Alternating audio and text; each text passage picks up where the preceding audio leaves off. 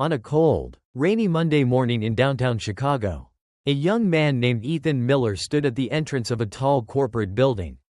Today was supposed to be the biggest day of his life. He had spent months preparing for this final interview, the one chance to land his dream job. His shirt was freshly ironed, his resume carefully protected inside a folder, and his heart beat fast with hope. The rain kept pouring harder, bouncing off the pavement, drenching everything around him. Ethan checked his watch again. He was early, and he wanted everything to be perfect. He took a deep breath, trying to calm the nerves building in his chest. But just as he stepped toward the glass doors, a weak, trembling voice rose behind him. "Son, can you help me?" Ethan turned around. Under the bus stop shelter, he saw an elderly woman, frail, shivering, and soaked from the storm. Her grocery bags had fallen to the ground. One wheel of her cart was broken, and she looked like she could collapse at any moment. Cars rushed past her, but no one stopped. Ethan froze for a second. He looked back at the building. He looked at his watch. He looked at the old woman. This was the moment of hesitation, the kind that could change a life. Her voice shook again. "Please, I don't feel well." Ethan stepped forward immediately. He didn't ask questions. He didn't complain. He simply acted. He picked up her groceries, placed them back into the cart, and tried to fix the wheel. But the woman suddenly lost balance. Her legs trembled, her eyes closed halfway. "Ma'am? Hey, stay with me," Ethan said, reaching out just in time to catch her before she hit the ground. Without thinking twice, he lifted her onto his back. Rain poured over them both. His shirt stuck to his skin. His shoes filled with water as he ran through the flooded street. People watched but didn't move. Ethan didn't care. All he wanted was to get her to safety. He didn't know it yet. But with every step he took under that heavy rain, his future was changing. And far behind him, through the blur of the storm, a black luxury car stopped in the middle of the street. A man in a suit stepped out. His eyes widened when he saw Ethan carrying the elderly woman on his back. But Ethan never turned around. He kept running. He kept holding her tightly. Because kindness, once chosen, becomes unstoppable. Rain kept pouring as Ethan continued moving as fast as he could, carrying the elderly woman across the flooded sidewalk. Her weight pressed against his back. But what worried him more was how cold her skin felt. She barely responded when he spoke to her. Her head rested weakly on his shoulder, and her breathing was shallow. The storm wasn't slowing down, and neither could he. Cars splashed water as they passed, but Ethan didn't stop to look. He kept calling out to her, "Ma'am, stay with me, we're almost there." His voice was steady, but inside, he was scared something worse might happen if he didn't get help soon. He knew he had already missed his interview.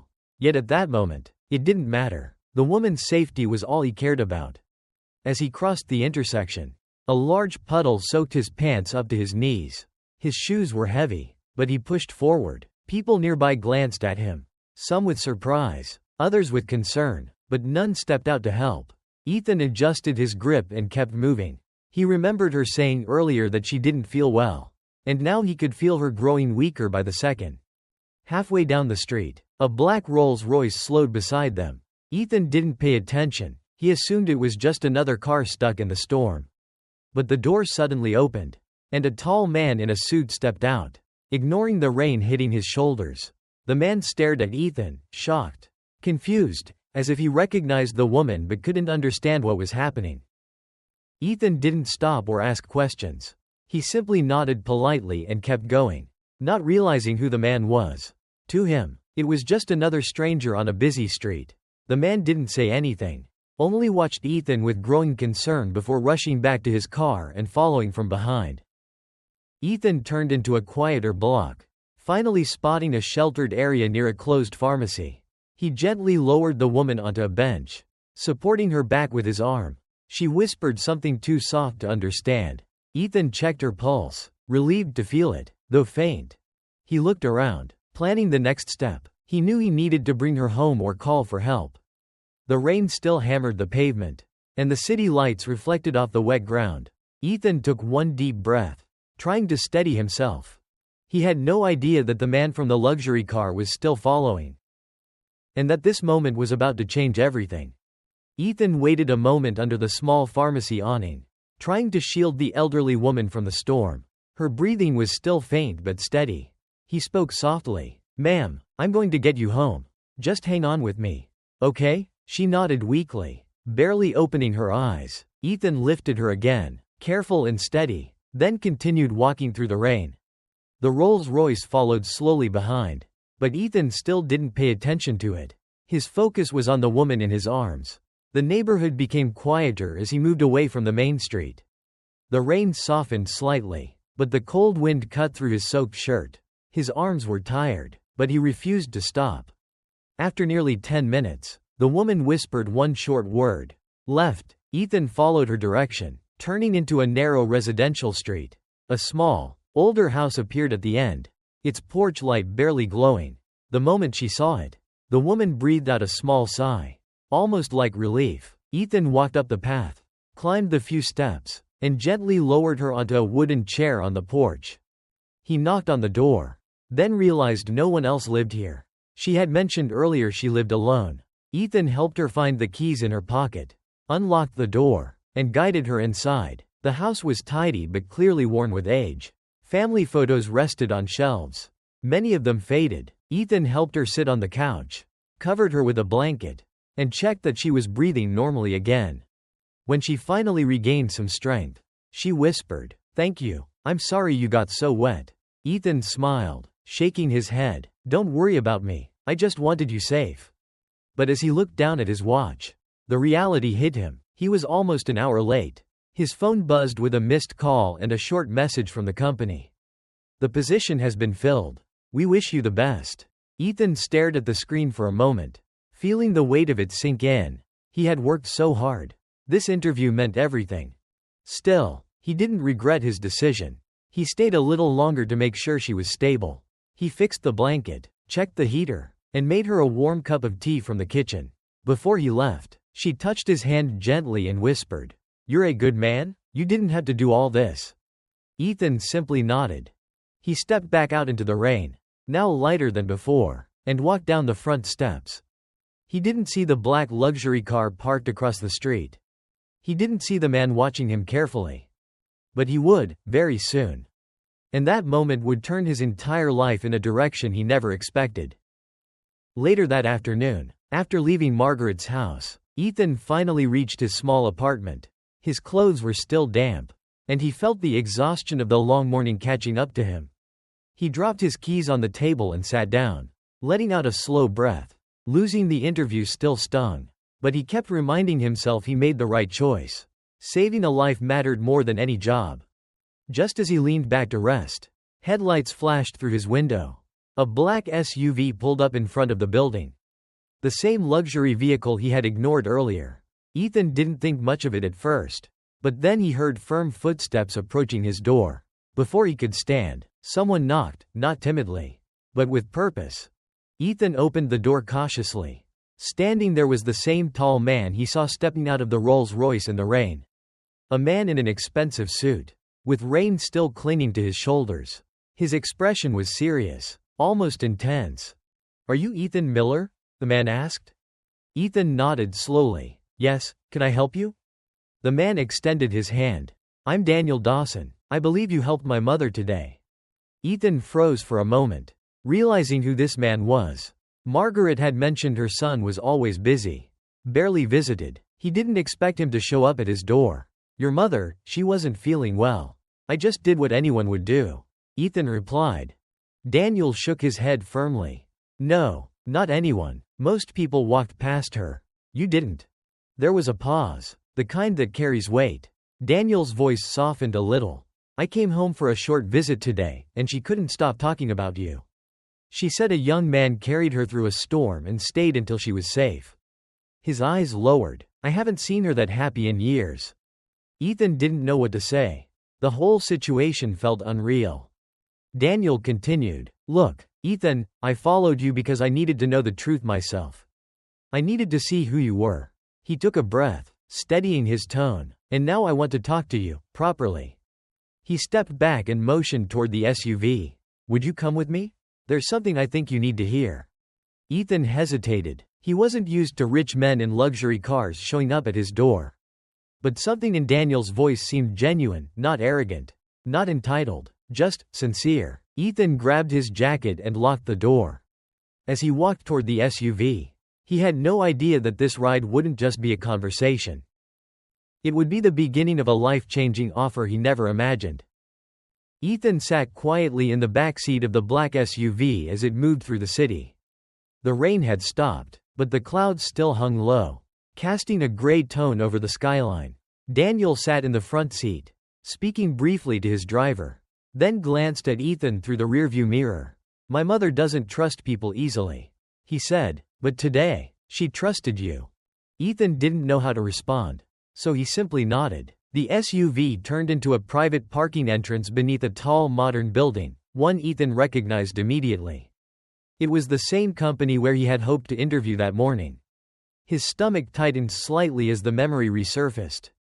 They entered through a secure elevator, rising quickly to the top floor. When the doors opened, Ethan stepped into a sleek, spacious office overlooking the entire city.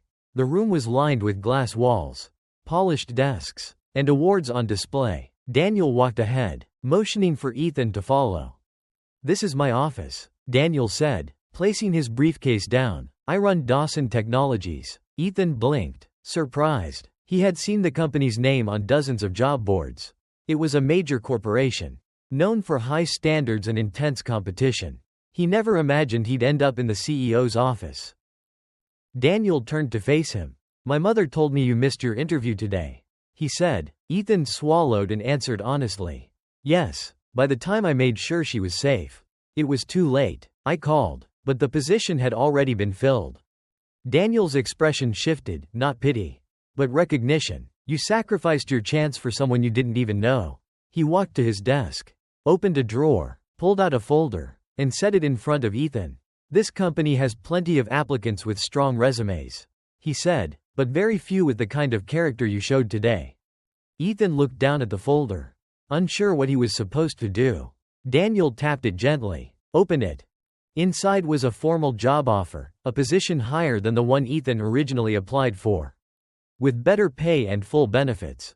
Ethan stared at the pages, trying to process everything. I don't understand," he said quietly. Daniel replied, "You earned this, not through test scores or interviews, but through compassion. People like you make this world better, and I want people like that in my company." Ethan's hands trembled slightly as he closed the folder. He had walked into the rain earlier that day thinking he had lost everything. Now he was standing in front of an opportunity far greater than he ever expected. And it wasn't luck. It was kindness being returned. Ethan stood still for a moment, holding the folder with the job offer. The weight of everything that had happened in just a few hours felt unreal. Daniel watched him closely, seeing the disbelief written all over his face. "Take your time," Daniel said. "I don't expect an answer right now." Ethan nodded, grateful for the space, but he also sensed there was more Daniel wanted to say. The CEO walked toward the window, hands in his pockets, staring at the city skyline. "You know," Daniel began, "my mother wasn't always alone. I used to visit her all the time when I first started this company. But the busier I got, the more I convinced myself that she would understand." He let out a slow breath. "Years passed. I kept promising I'd spend more time with her, promising I'd visit more often. But promises don't mean anything if you don't follow through." There was a quiet heaviness in his voice. Ethan didn't interrupt. He sensed Daniel wasn't talking as a CEO now, but as a son who carried guilt. "When I got home today," Daniel continued, "I expected to hear another complaint about my schedule, or another reminder that I never stay long." He looked down, but instead, she was smiling, laughing, talking about how a young man carried her through the rain like she was family. Daniel turned to face Ethan again. "She hasn't looked that happy in years." Ethan felt a tightness in his chest. He hadn't realized his small act of kindness had such an impact. I'm glad she's okay," Ethan said softly. Daniel stepped closer. "Ethan, you didn't just help her physically. You gave her something I forgot to give for a long time. Attention. Care." His voice steadied, "And that reminded me of something I lost along the way." There was a brief pause before Daniel added, I want you in this company not just because of your potential, but because people like you remind leaders like me what actually matters." The sincerity in Daniel's words hit Ethan harder than the job offer itself. It wasn't flattery or corporate talk. It was personal. Ethan closed the folder gently. "I'll do my best," he said. "You already did," Daniel replied. As they walked toward the elevator together, Ethan didn't know what the future would look like yet. But for the first time in a long time, he felt the direction shifting, not because of ambition, but because kindness had opened a new door. And that door was only the beginning. The next morning, after a long night of thinking, Ethan decided to stop by Margaret's house before giving Daniel an official answer. He felt it was the right thing to do. She had been at the center of everything that happened, and he wanted to check on her. The rain had cleared, leaving the streets quiet and washed clean. As he walked down the familiar path toward her home, he saw the porch light on, suggesting she was awake. Ethan knocked gently. After a moment, the door opened, and Margaret smiled the moment she saw him. "Oh, dear, you came back," she said warmly. She seemed stronger than the day before, her voice more stable. "I wanted to make sure you were all right," Ethan replied. "You gave me quite a scare yesterday." Margaret chuckled softly and motioned for him to come inside. The living room felt cozy, with sunlight filtering through the curtains. Ethan noticed a new vase of fresh flowers on the table, a sign that someone else had visited. Before he could ask, he heard footsteps from the kitchen. Daniel appeared, dressed casually for the first time, not in a suit but in a simple shirt. He seemed more relaxed than the previous day. "Good morning," Daniel said with a small smile. "I didn't expect to see you so early." Ethan nodded politely. "I wanted to check on your mother." Margaret laughed, interrupting them. "These two men worry too much," she said. "I'm fine, and yesterday was the most excitement I've had in years." Daniel glanced at Ethan, then gestured toward the back porch. "Do you have a minute?" he asked. Ethan agreed, and the two stepped outside. The morning air was crisp, birds chirping in nearby trees. It felt like a different world compared to the stormy chaos of the day before. Daniel spoke first. "I stayed with her last night," he admitted, "just talking, catching up. Your kindness, it made me realize how long I've been absent." He looked down at his hands. "I don't want to keep living like that." Ethan listened quietly. Daniel continued. "I meant what I said yesterday. The job offer is real. But more than that, I want to start rebuilding my relationship with my mother. And I want people around me who remind me to stay grounded." Ethan nodded slowly. "I'm glad she has you," he said. "She deserves that." Margaret opened the door and called out, "Are you two finished plotting out there? Breakfast is getting cold." Her tone lightened the moment. Ethan and Daniel exchanged a small laugh before heading back in. For the first time, it felt like the three of them were becoming something close to a family, connected not by blood, but by the simple act of kindness that started everything. After breakfast at Margaret's house, Ethan walked back home with a clearer mind. The warmth of the morning, the quiet conversation, and the unexpected sense of connection he felt made everything from yesterday seem even more meaningful. But now he needed to face the next step, deciding whether to accept Daniel's offer. He changed into a clean shirt and sat at his small kitchen table, reading through the job proposal again. It wasn't just generous, it was life-changing.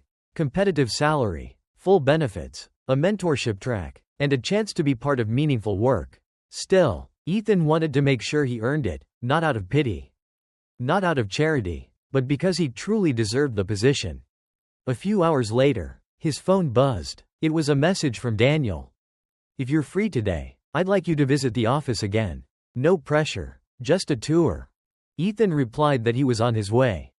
When he arrived at Dawson Technologies, everything felt different from the day before. He wasn't rushing, he wasn't drenched in rain, and he wasn't overwhelmed. He walked through the lobby with calm steps, greeted by the receptionist who recognized him. "Mr. Dawson is expecting you," she said with a polite smile. Daniel met him near the elevators, this time looking less formal and more approachable. "Glad you came," he said. "I want you to see what this company really does." They walked through several departments. Teams were collaborating, coding, designing, testing new ideas. Daniel explained the vision of the company, the projects they were working on, and the values he wanted to rebuild, values he admitted he had drifted away from. What happened yesterday reminded me of why I started all this, Daniel said as they stood overlooking a design lab. Technology isn't just about innovation. It's about people, lives, impact, and people like you understand that. Ethan listened, slowly realizing that the job offer wasn't about charity, it was about direction, character, purpose. After the tour, they returned to Daniel's office. The sunlight reflected off the glass walls, giving the room a warm glow. Daniel placed a hand on the back of a chair. Ethan, I won't force your decision, he said, but I believe you can do great things here. And I want you to grow with us. Ethan took a moment to breathe. The storm from yesterday felt far away now. He looked at the offer again, then looked up at Daniel. I think I'm ready, Ethan said, if you'll have me. Daniel nodded, relief clear in his eyes. Welcome to the team. And just like that, a new chapter began, shaped not by ambition alone, but by compassion that echoed far beyond one rainy day. Ethan's first official day at Dawson Technologies arrived faster than he expected. He woke up early, dressed carefully, and left home with a quiet mix of nerves and excitement. For years, he had dreamed of working at a place like this, and now the opportunity came in the most unexpected way. As he entered the building, he was greeted not as an applicant, but as a new member of the team. Several employees introduced themselves, showing him where things were and helping him settle in. Daniel met him shortly after and walked him to his new workspace, a clean, modern desk surrounded by a small team. This is your group, Daniel said. They're good people. They'll take care of you. Ethan smiled politely and thanked him. The team welcomed him warmly, asking about his background and what he hoped to work on. He felt a sense of belonging almost immediately. Throughout the morning, Ethan observed how the office operated. Collaborative energy filled the room.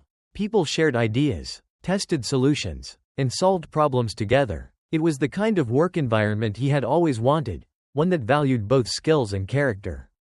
Daniel passed by a few times, quietly checking on him without hovering, showing support while still giving Ethan space. By the end of the day, Ethan had completed his first small assignment. It wasn't difficult, but it gave him confidence. As he packed his bag, Daniel approached him and asked, "Are you busy this evening?" Ethan shook his head. "Good," Daniel said. "My mother's cooking dinner, and she insisted that you come." That invitation alone made Ethan smile. Later that evening, he arrived at Margaret's house. The warm glow from the windows and the smell of food drifting outside made the place feel even cozier than he remembered. When he knocked, Margaret opened the door with a bright smile. "There he is, my favorite young man," she joked. Inside, the table was set for three. Daniel was already there, helping his mother carry dishes from the kitchen. The atmosphere felt natural, almost like they had known each other for years. As they sat down, Margaret thanked Ethan again for what he had done. "You didn't just help me," she said, "you helped bring my son back home." The three of them talked through dinner, about work, about life, about things they had overlooked for too long. Ethan listened, laughed, and felt something he hadn't expected, a sense of family. Kindness had started everything. Now, it was building something even bigger. Over the next few weeks, Ethan settled comfortably into his role at Dawson Technologies. His work ethic, humility, and willingness to help others quickly made him a favorite among his team. Daniel often checked in, not as a distant CEO, but as someone who genuinely cared about Ethan's progress. Their friendship grew naturally, built on trust rather than circumstance. But the person Ethan visited most often was Margaret. Every few days, after work, he stopped by her home to help with groceries, fix small things around the house, or simply share a cup of tea. She always greeted him with the same warm smile, proud of the young man who had changed her life without expecting anything in return. And each time, Daniel joined them when he could, slowly restoring the bond he had neglected for years. One sunny weekend afternoon, the three of them decided to take a walk in the nearby park. The sky was clear, the trees swayed gently with the breeze, and families filled the paths with laughter. Margaret walked between Ethan and Daniel, holding onto their arms for support. "I can't remember the last time I felt this happy," she said softly. Ethan smiled. "You deserve moments like this." Daniel nodded in agreement. "And you're going to get a lot more of them." They stopped near a bench overlooking a small lake. Margaret sat down while the two men stood beside her. Birds flew over the water, their reflections shimmering on the surface. It was peaceful, a sharp contrast to the chaos of the stormy morning when the story began. Margaret looked up at Ethan. "You know, dear, you didn't just save me that day," she said. "You saved my son too."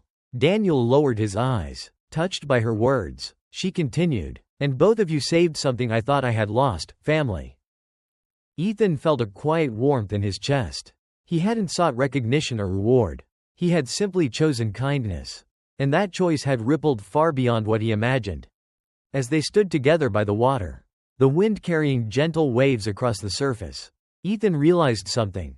Sometimes the most important doors in life open not through ambition, but through compassion. One small act had reshaped 3 separate lives, bringing them together in a way none of them expected. The screen would fade out, leaving only one message: